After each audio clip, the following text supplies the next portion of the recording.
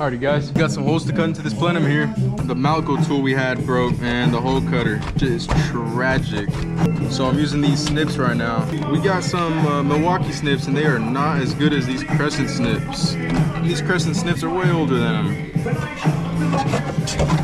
Woo.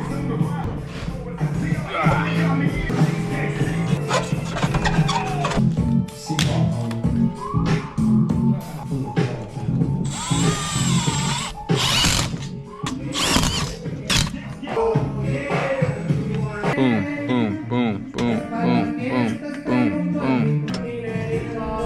One there, one down here, one up here.